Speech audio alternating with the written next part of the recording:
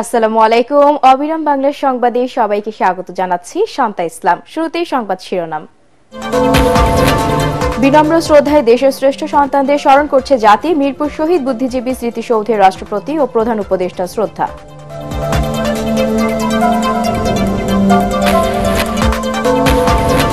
শহীদ বুদ্ধিজীবীদের জীবনদান ও জুলাই অভ্যুত্থানের প্রেরণায় দেশ গঠনের প্রত্যয় আসিফ নজরুলের। জাতির শ্রেষ্ঠ সন্তানদের আদর্শকে ধারণ করে সরকার, জানালেন প্রেস সচিব।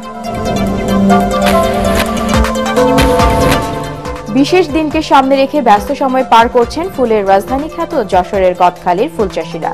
শত কোটি টাকার বিক্রির প্রত্যাশা।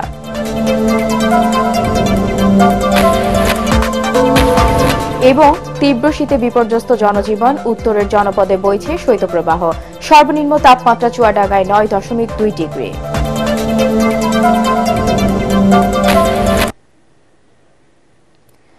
শুনছিলেন সংবাদ শিরোনাম, এবারে জানিয়ে দিব বিস্তারিত সংবাদ। শহীদ বুদ্ধিজীবী দিবসে জাতির শ্রেষ্ঠ সন্তানদের প্রতি শ্রদ্ধা জানিয়েছেন রাষ্ট্রপতি মোহাম্মদ শাহাবুদ্দিন এবং অন্তর্বর্তী সরকারের প্রধান উপদেষ্টা ডক্টর মোহাম্মদ ইউনুস। ভোরে মিরপুরের শহীদ বুদ্ধিজীবী স্মৃতিসৌধে এ শ্রদ্ধা জানান তারা। শ্রদ্ধা নিবেদন শেষে আইন উপদেষ্টা ডক্টর আসিফ নজরুল বলেন, নতুন বাংলাদেশ গড়তে 24-এর তরুণদের আত্মত্যাগ বৃথা যাবে না। শহীদ বুদ্ধিজীবী দিবসে এটাই সরকারের প্রত্যয়। এ সময় প্রধান উপদেষ্টার প্রেস সচিব বলেন, জাতির শ্রেষ্ঠ সন্তানদের আদর্শকে ধারণ করে অন্তর্বর্তী সরকার। বিস্তারিত ইয়াসিন রানা রিপোর্টে। মহান মুক্তিযুদ্ধে পরাজয়ের ঠিক আগ মুহূর্তে হত্যার নেশায় মেতে ওঠে পাকিস্তানি হানাদার বাহিনী। বাঙালি জাতিকে মেধাশূন্য করতে শিক্ষক, বিজ্ঞানী, চিন্তাবিদ, সাহিত্যিক, সাংবাদিক, শিল্পী, চিকিৎসক, প্রকৌশলী সহ দেশের বহু কৃতি সন্তানকে হত্যা করে তারা। বিজয়ের পর রাজধানীর রায়ের বাজার, মিরপুরের বধ্যভূমি সহ ঢাকা ও দেশের বিভিন্ন স্থানে বুদ্ধিজীবীদের চোখ, হাত পা বাঁধা ক্ষত বিক্ষত মৃতদেহ পাওয়া যায়। দিবসটি উপলক্ষে জাতির সূর্য সন্তান শহীদ বুদ্ধিজীবীদের স্মরণ করে পুরো জাতি। মিরপুর শহীদ বুদ্ধিজীবী স্মৃতিসৌধে রাষ্ট্রপতি মোহাম্মদ শাহাবুদ্দিন এবং প্রধান উপদেষ্টা ডক্টর মোহাম্মদ ইউনুসের পুষ্পস্তবক অর্পণের মধ্য দিয়ে শুরু হয় জাতির শ্রদ্ধা নিবেদন পর্ব। এ সময় তারা জাতির শ্রেষ্ঠ সন্তানদের শ্রদ্ধা জানিয়ে সেখানে কিছুক্ষণ নীরবে দাঁড়িয়ে থাকেন। এ সময় বিউগলে বেজে ওঠে করুণ সুর। শহীদদের প্রতি শ্রদ্ধা জানিয়ে গার্ড অফ অনার দেয় 3 বাহিনীর চৌকস দল। শ্রদ্ধা নিবেদন শেষে প্রেস সচিব শফিকুল আলম বলেন, শহীদ বুদ্ধিজীবীদের আদর্শ আত্মত্যাগ ধারণ করে অন্তর্বর্তী সরকার। যেই নতুন বাংলাদেশ গড়ার প্রত্যয়ে প্রফেসর ইউনুস এগিয়ে যাচ্ছেন, এটা সেই শহীদ বুদ্ধিজীবীদের যে ড্রিম ছিল তারই একটা কন্টিনিউয়েশন। সেই আলোকেই আমরা এগিয়ে যাচ্ছি। তারা যেই জন্য ফাইট করেছিলেন, যেই জন্য তারা দেশকে এগিয়ে নিয়ে গিয়েছিলেন, ঠিক সেই এগিয়ে নেওয়ার প্রত্যয়েই আমরা এগোচ্ছি। এবং আমাদের আপনারা দেখেছেন যে প্রফেসর ইউনুস বা ওনার টিম, আমরা পুরো শহীদ বুদ্ধিজীবীদের যে আইডিয়ালস, তাদের যে লড়াই, সেটাকে আমরা ধারণ করি। 24-এর আন্দোলনে তরুণদের আত্মত্যাগে নতুন বাংলাদেশ গড়ার প্রত্যয় ব্যক্ত করেন ডক্টর আসিফ নজরুল। 1971 সালে বহু মানুষের আত্মত্যাগের পর, বহু শহীদ বুদ্ধিজীবীর আত্মত্যাগের পর আমরা স্বপ্নের বাংলাদেশ গড়তে ব্যর্থ হয়েছিলাম। একদলীয় মানসিকতার জন্য, একটা দলের ব্যর্থতার জন্য। আজকে কোনোভাবেই যেন সেই ব্যর্থতার পুনরাবৃত্তি না হয়।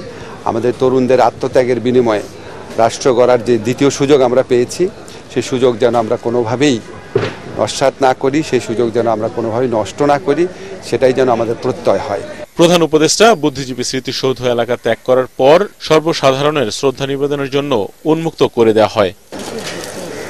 বিভিন্ন রাজনৈতিক, সাংস্কৃতিক সংগঠন, স্কুল, কলেজ, বিশ্ববিদ্যালয়, সরকারি দফতরগুলো সহ সাধারণ মানুষ শ্রদ্ধা নিবেদন করেন। সেই স্বাধীনতার সেই মূল মন্ত্রগুলোকে আবার ফিরিয়ে আনতে হবে।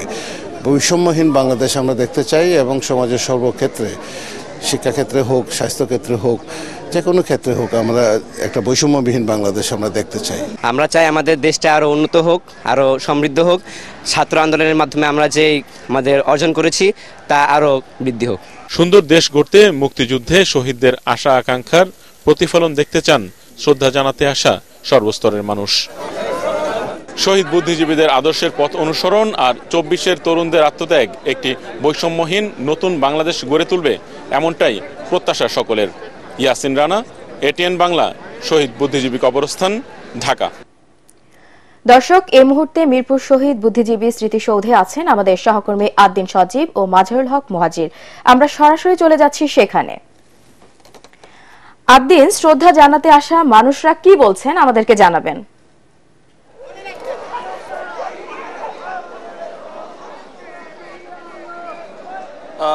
8টার কিছু পর থেকেই আমরা দেখেছি যে শহীদ বুদ্ধিজীবী যে স্মৃতি সমাধিসৌধ রয়েছে সেখানে সাধারণ মানুষের ঢল নেমে যায় এবং এখনো আপনি দেখতে পাচ্ছেন যে 10টা পেরিয়ে গেছে, কিন্তু এই ঢল কমেনি, বাড়ছে।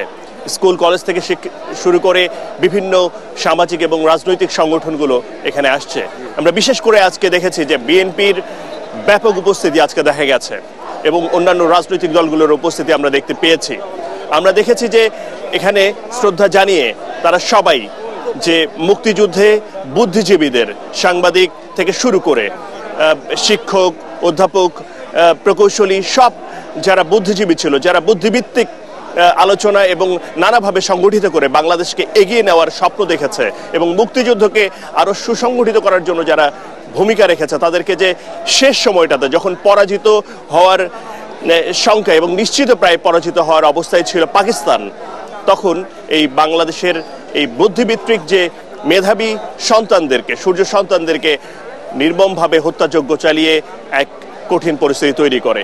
আমরা দেখেছি যে এখানে যারা রয়েছেন, বিশেষ করে বিএনপির মির্জা ফখরুল ইসলাম আলমগীর সহ রিজভী সাহেব আরো অনেকেই এখানে কথা বলেছেন। তারা বলেছেন যে মুক্তিযোদ্ধাদের যে আকাঙ্ক্ষার বাংলাদেশ, যে প্রত্যাশিত বাংলাদেশ, সেই প্রত্যাশিত বাংলাদেশ এখনো হয়ে ওঠেনি। অনেকটা এগিয়েছে, অনেকটা ভূমিকা রেখেছে তারা, নানাভাবে বিভিন্ন রাজনৈতিক দল কাজ করেছে, কিন্তু তারপরেও ইতিহাসকে কিন্তু কাঙ্ক্ষিতভাবে বাংলাদেশের মানুষ এখনো পায়নি। আমরা দেখেছি যে এখনো সাধারণ সব শ্রেণী পেশার মানুষ এখানে উপস্থিত হচ্ছেন। তারা একটা বিষয় বারবার জোর দিয়ে বলছেন যে একটা বৈষম্যহীন বাংলাদেশ চান, যেটা এই বছর ঘুরে আজকে 14 তারিখ এবং গণঅভ্যুত্থানের পরে আজ নতুন এক প্রেক্ষাপটে এই দিনটি অনেকে উদযাপন করছেন, অনেকে আসছেন এবং পালন করছেন। আমাদের সঙ্গে রয়েছেন মাজহারুল হক মুহাজির, আমাদের সহকর্মী। একটু তার কাছে শুনবো, সে বিভিন্ন স্থানে কাজ করেছে, এখানে অনেকের সঙ্গে কথা বলেছেন। কি চিত্র দেখেছেন আর কি? ধন্যবাদ আদিন। আসলে সকাল থেকে আপনিও ছিলেন, আমিও ছিলাম। বিশেষ করে রাজনৈতিক দলের যে অংশটা আপনি বললেন, এর বাইরে কিন্তু আসলে একটা চিত্র ছিল যে সব শ্রেণী পেশার মানুষের একটা ঢল ছিল এখানে। এখানে আমরা বিশেষ করে এই ছাত্র আন্দোলনের যারা নেপথ্যে ছিল, বৈষম্য বিরোধী ছাত্র আন্দোলনের যারা সক্রিয় ছিল, জাতীয় নাগরিক কমিটির কথাই আমি বলছি, তাদের একটা অংশগ্রহণ ছিল এবং একই সাথে উদীচীর অংশগ্রহণ ছিল। আমরা বিভিন্ন সংস্থাকে দেখেছি আসতে। সবার কণ্ঠে কিন্তু একটা সুরই ছিল যে তারা এই নতুন বাংলাদেশে বুদ্ধিজীবীদের যে চিন্তার লড়াইটা, সেটাকে তারা আসলে জারি রাখার কথা কিন্তু আসলে বারবার বলে আসছিলেন। এবং আমরা আসলে জানতে চাচ্ছিলাম এমনটাই যে এবার আপনারা যে বুদ্ধিজীবী দিবস পালন করছেন, এই যে আসলে জাতির সূর্য সন্তানদের আমরা হারিয়েছি, সেটা কি ক্ষত কখনো পূরণ হবার কিনা, সেটা কিন্তু তাদের কাছেও একই ভাষায় তারা আসলে বলেছেন যে ছাত্র জনতার আন্দোলনের যে ফসল, বৈষম্যহীন বাংলাদেশের যে স্বপ্ন আমরা দেখছি, সেখানে তাদের এই চিন্তার লড়াইটা যে কোনোভাবেই হোক আসলে জারি রাখতে হবে। সত্যি সবাই মিলে নতুন বাংলাদেশ গড়বে। আজকে যেমন বিভিন্ন সামাজিক এবং সাংস্কৃতিক সংগঠনগুলো এসেছে, সবাই মিলে এখানে এসে শহীদ বুদ্ধিজীবীদেরকে স্মরণ করছে। সবাই মিলেই শিখতে চান, জানতে চান এবং এই শিক্ষাগুলোকে কাজে লাগিয়ে যেন নতুন বাংলাদেশ গড়ার পেছনে আর কোনো রাজনৈতিকভাবে কোনো প্রভাবিত না হয়ে যে মুক্তিযুদ্ধের যে আদর্শ বা বিশ্বাস এবং যে স্বাধীন বাংলাদেশকে যে সোনার বাংলাদেশ গড়তে চান সবাই, সেটা যেন হয় সব চিন্তার বাইরে গিয়ে সুন্দর একটা বাংলাদেশ গড়ার জন্য যেন ভূমিকা রাখতে পারেন, সেজন্য সবাই এক থাকেন, সেটাই আজকে সবাই বারবার বলছেন। এই ছিল আজকে সবশেষ। আদিন, আপনাকে ধন্যবাদ।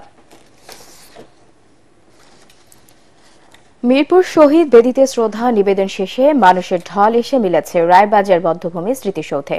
সকাল থেকে বিভিন্ন প্রতিষ্ঠানের ব্যানারে শহীদ বেদিতে শ্রদ্ধা নিবেদন করছেন তারা। রাজনৈতিক দল, শিক্ষা প্রতিষ্ঠানের পাশাপাশি ব্যক্তিগতভাবে ফুল হাতে নিয়ে অনেকেই জড়ো হচ্ছেন বধ্যভূমিতে। লাল সবুজের জাতীয় পতাকা নিয়ে শহীদ বেদিতে অবস্থান করছেন বিভিন্ন স্কুল কলেজের শিক্ষার্থীরা।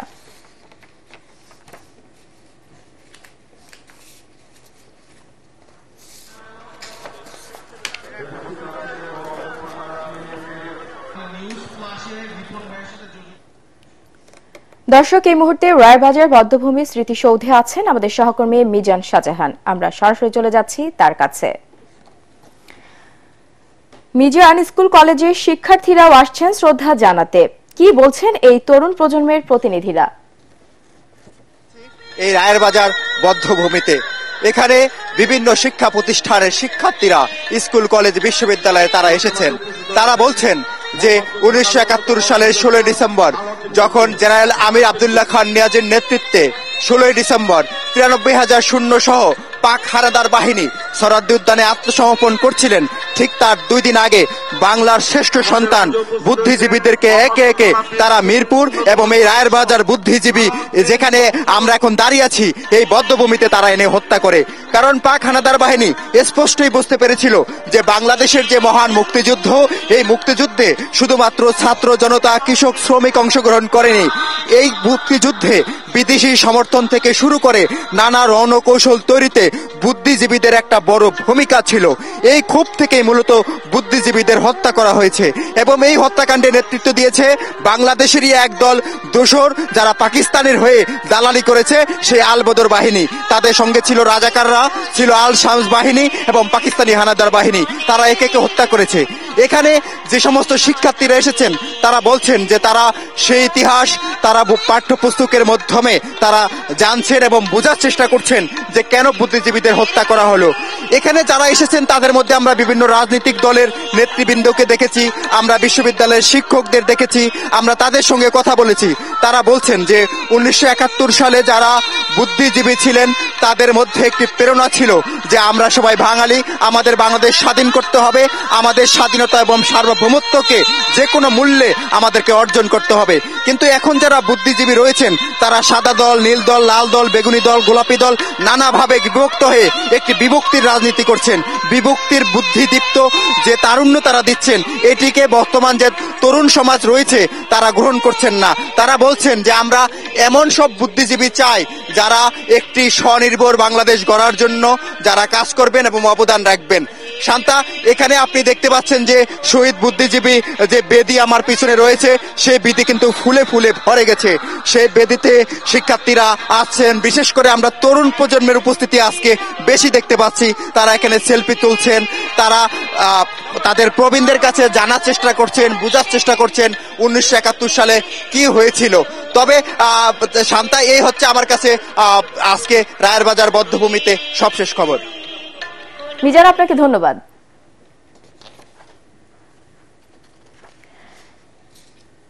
মহান বিজয় দিবস সহ আরো বেশ কয়েকটি বিশেষ দিনকে সামনে রেখে ব্যস্ত সময় পার করছেন ফুলের রাজধানী খ্যাত যশোরের গদখালি এলাকার ফুলচাষীরা। এবছর খরা ও অসময়ে ভারী বর্ষণে লোকসানের শঙ্কায় রয়েছেন তারা। তাই ক্ষতি কাটিয়ে উঠতে তাদের কম দামে উন্নত মানের চারা সরবরাহ করা হয়েছে বলে জানালেন কৃষি কর্মকর্তারা। ফুল চাষীদের প্রত্যাশা আসন্ন দিবসগুলো ঘিরে বেচা কেনা হবে শত কোটি টাকার ফুল। যশোর প্রতিনিধি তামান্না ফারজানার রিপোর্ট, জানাচ্ছেন জাহিদুল আলম। যশোরের ঝিকরগাছার গদখালির ফসলের মাঠে ফুলের সৌরভ। থোকায় থোকায় ফুটে আছে গ্লাডিওলাস, রজনীগন্ধা, গোলাপ, জারবেরা, গাঁদা, রডস্টিক, চন্দ্রমল্লিকা। যদিও ফুল চাষীদের মনে ভয় ছিল ব্যাপক লোকসানের, কারণ ফুলের এই রাজধানীতে এবছর রেকর্ড হয়েছে দেশের সর্বোচ্চ তাপমাত্রা। আবার বর্ষায় অঝরে ঝরেছে বৃষ্টি, আর তাই ভালো ফলন নিশ্চিতে বিরামহীন কাজ করে যাচ্ছেন ফুল চাষী ও শ্রমিকরা। বর্ষায় অনেক ক্ষতি হয়েছে, তারপরেও আমরা আশা করছি দাম যদি আমরা ভালো পাই তাহলে ক্ষতিটা কাটিয়ে উঠতে আমরা পারবো। কিভাবে জীবাণুনাশক দিতে হবে, কি ছত্রাকনাশক, পোকা লাগলে কি করতে হবে, পোকা লাগলে কৃষি বিভাগ থেকে আমাদের আর কি এই পরামর্শগুলো দিয়েছে।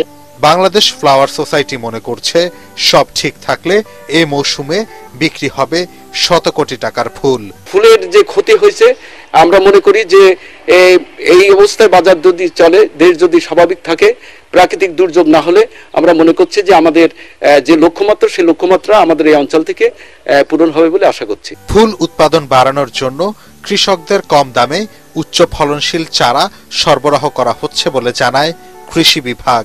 একটু কম পরিমাণে আবাদ হলেও মার্কেটিং ইতিমধ্যে ফুল এসেছে এবং ফুলের দাম কিন্তু আমার চাষিরা মোটামুটি একটি কাঙ্ক্ষিত পর্যায়ে পাচ্ছেন।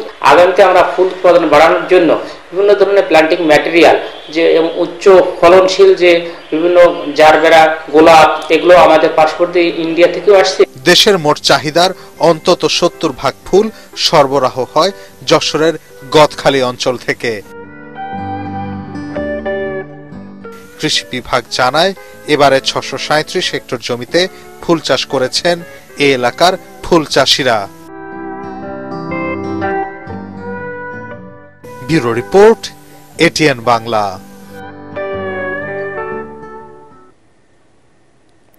তীব্র শীতে বিপর্যস্ত হয়ে পড়েছে দেশের উত্তরাঞ্চল।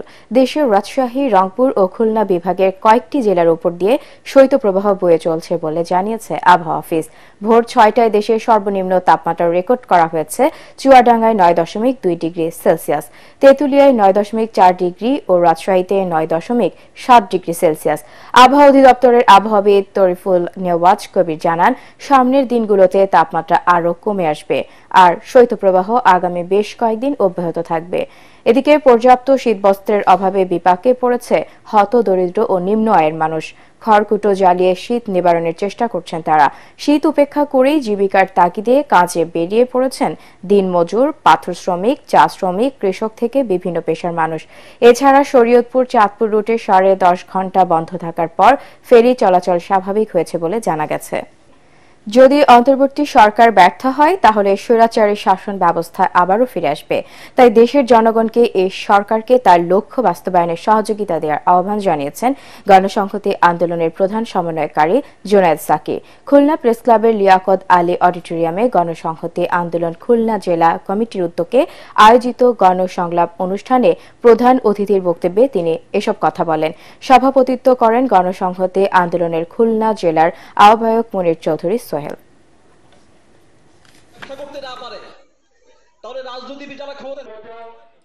আমরা সরকারকে বলি, আপনাদের যেমন রাষ্ট্র পরিচালনা, দেশ রক্ষা, এটা ম্যান্ডেট, জনগণ আপনাদের দায়িত্ব দিয়েছে, একই সাথে এই জনগণের সমস্যাগুলোর সমাধান করার দায়িত্ব দিয়েছে। এবং সরকার যত বেশি জনগণের সমস্যার সমাধান করবে তত জনগণ ঐক্যবদ্ধ হবে। কিন্তু জনগণের দাবি দেওয়া না মেনে দীর্ঘসূত্রিতা করে কেবল ষড়যন্ত্রের কথা বললে এটা কার্যকর হবে না। আমরা আপনাদেরকে স্পষ্টভাবেই সতর্ক করে দিতে চাই যে মানুষের দাবি দেওয়া কিন্তু ন্যায্য দাবি দেওয়া, মানে দাবি দেওয়ার মেরিট বাছাই করে সেইগুলোকে বাস্তবায়ন করার চেষ্টা করেন। মায়ানমার সীমান্ত ঘেঁষা বান্দরবানের দুর্গম আলীকদম ও থানচি উপজেলার শিক্ষার প্রসারে গুরুত্বপূর্ণ ভূমিকা রাখছে Alikadam cantonment public school and college. সমতলের পাশাপাশি পাহাড়ের প্রান্তিক জনগোষ্ঠীর শিক্ষার সাথে নানা সুবিধা পাচ্ছে এই প্রতিষ্ঠান থেকে। উন্নত পাঠদানের সাথে আধুনিকতার ছোঁয়ায় পাল্টে গেছে দুর্গম এলাকার শিক্ষা ব্যবস্থার চিত্র।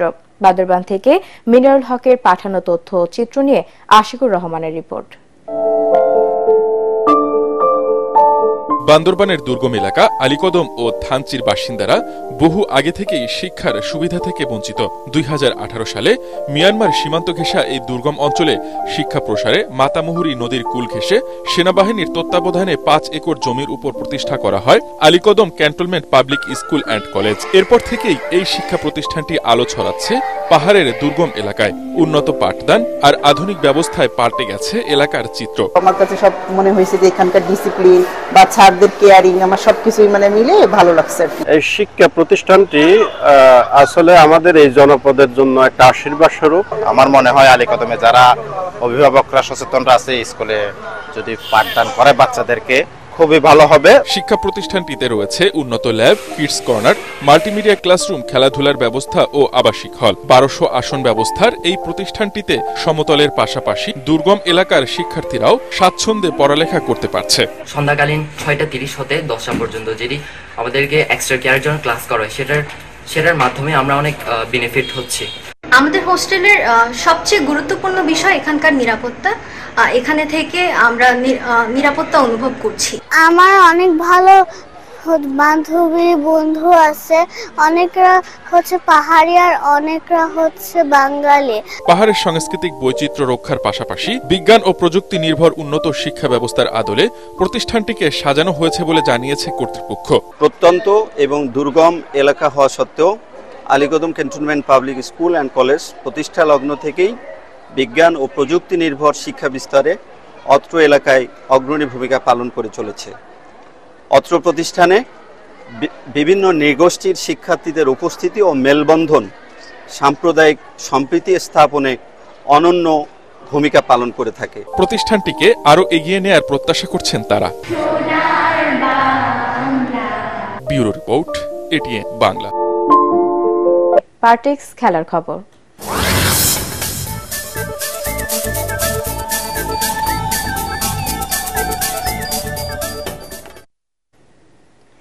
দ্বিতীয় টি-20তে পাকিস্তানকে 7 উইকেটে হারিয়ে 1 ম্যাচ হাতে রেখে সিরিজ জিতল দক্ষিণ আফ্রিকা।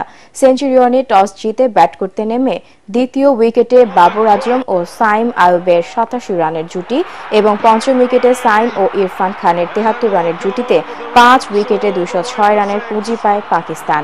সাইম 98 রানে অপরাজিত থাকেন। জবাবে 28 রানে 2 উইকেট হারালেও তৃতীয় উইকেটে হেনড্রিক্স ও ফন ডার ডুসেনের 157 রানের জুটিতে 3 উইকেটে 210 রান করে জয় পায় প্রোটিয়ারা। হেনড্রিক্স 51 বলে 103 এবং 23 বলে 49 করেন ফন ডার ডুসেন। আজ রাতে জোহানেসবার্গে পাকিস্তানকে হোয়াইট ওয়াশ করার লক্ষ্যে মাঠে দক্ষিণ আফ্রিকা।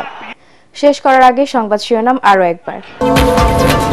বিনম্র শ্রদ্ধায় দেশের শ্রেষ্ঠ সন্তানদের স্মরণ করছে জাতি। মিরপুর শহীদ বুদ্ধিজীবী স্মৃতিসৌধে রাষ্ট্রপতি ও প্রধান উপদেষ্টা শ্রদ্ধা।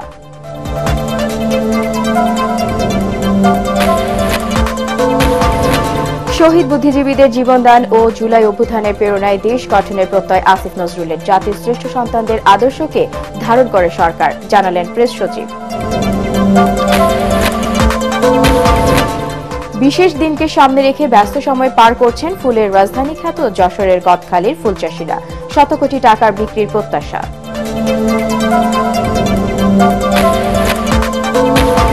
এবং তীব্র শীতে বিপর্যস্ত জনজীবন, উত্তরের জনপদে বইছে শৈত্যপ্রবাহ। সর্বনিম্ন তাপমাত্রা চুয়াডাঙ্গায় 9.2 ডিগ্রি। পরবর্তী সংবাদ দেখার আমন্ত্রণ জানিয়ে এখনকার মতো শেষ করছি এটিএন বাংলার সংবাদ। ইউটিউবে দেখতে ব্রাউজ করুন youtube/ATN Bangla News। ধন্যবাদ।